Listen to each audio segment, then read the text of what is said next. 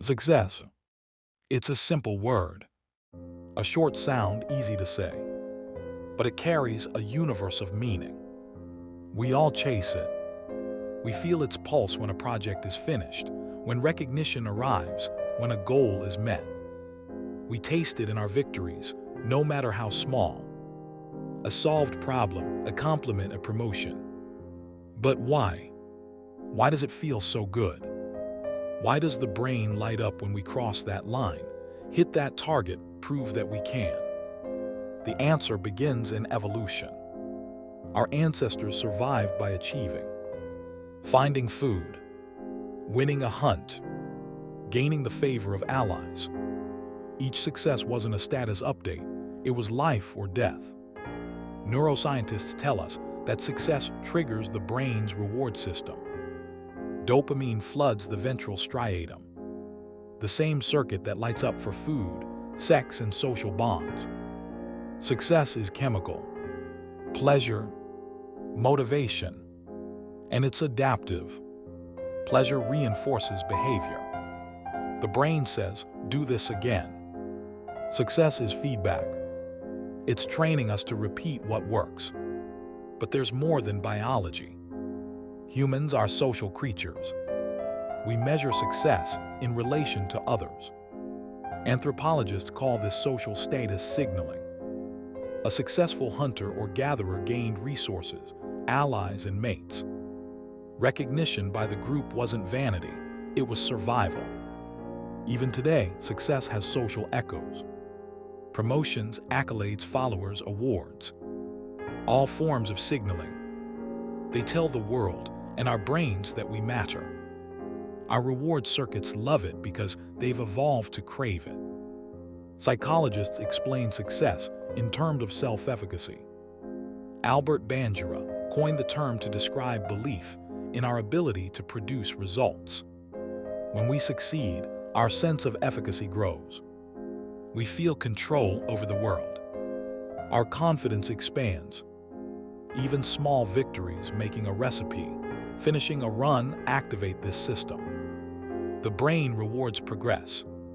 It punishes stagnation. There's a subtle interplay between challenge and reward. Success feels sweetest when it is earned.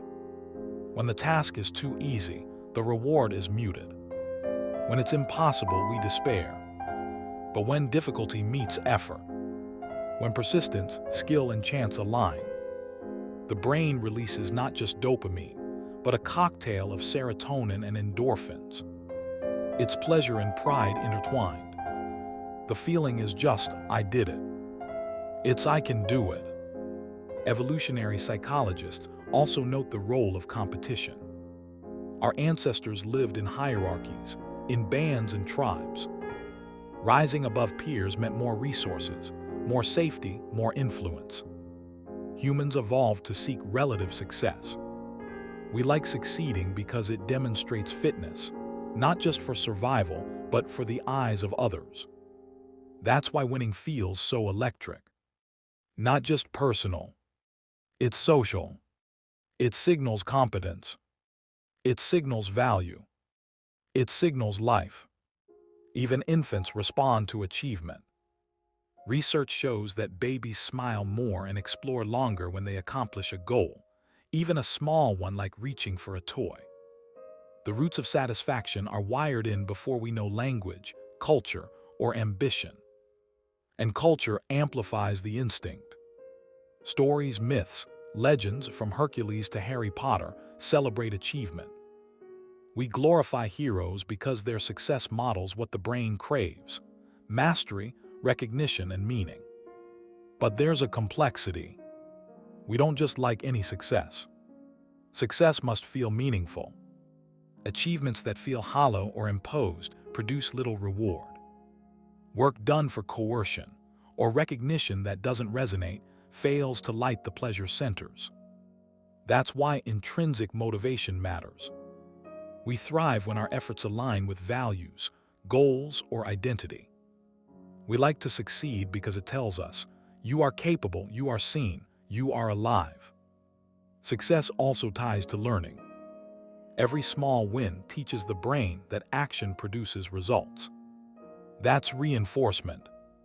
It's why games are addictive, why sports are exhilarating, why creative practice feels satisfying. Success is feedback loops in action. We chase it not only for pleasure, but to become better. It's an engine of growth. And yet, the drive to succeed can be double-edged. Excessive comparison, perfectionism, or obsession can turn a pleasure signal into anxiety. Dopamine becomes a leash. Reward becomes pressure. The system that evolved to motivate can enslave. Even so, humans keep reaching. We innovate, explore, and endure. Why? Because the brain, in its wired brilliance, rewards risk, effort, and mastery. Culturally, success is layered with meaning. In some societies, it's wealth. In others, wisdom. In others, resilience or contribution. The form changes. The craving remains. Across time and place, humans feel joy when goals are met. And that joy is fundamental. It is a signal from the body and mind saying, "You survived the challenge. You learned. You mattered." Our love of success is both primitive and refined. Primitive in its chemical roots. Refined in the way culture, identity, and values shape what counts as victory.